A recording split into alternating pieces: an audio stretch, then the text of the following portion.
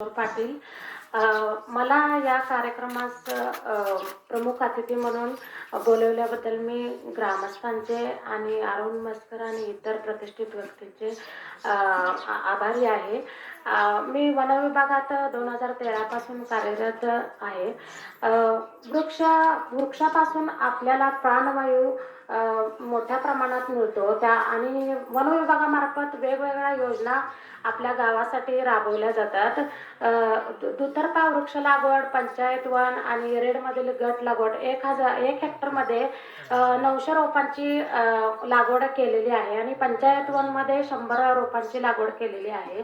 जसं आम्ही वृक्षांचं संगोपन करतो तसं गावकऱ्यांनीही वृक्षांचं संगोपन करावं अशी माझी कळकळीची विनंती आहे.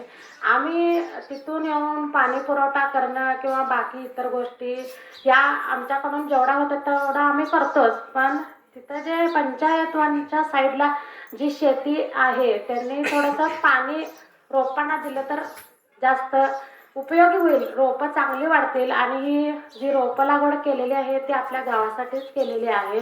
गायरान जमिनीवर केलेली आहे रोप लागवड.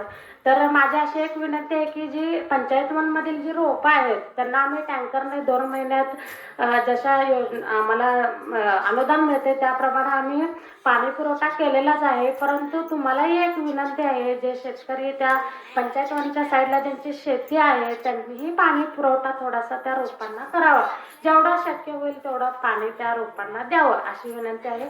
आणि इथून जो मधला रोड गेलेला आहे तिथेही दुतर्फा वृक्ष लागवड करायची आमचे पुढील हे आहे. जर योजनेमध्ये ते बसत असेल तो रोड तर तिथं 500 रोपांची वृक्ष लागवड करण्याची आमची पुढील योजना आहे. जर ती योजनेत बसली तर वृक्षांपासून भरपूर आपल्याला प्राणवायू मिळतो, त्यामुळे वृक्षांची जोपासना करणे हे आपले कर्तव्य आहे.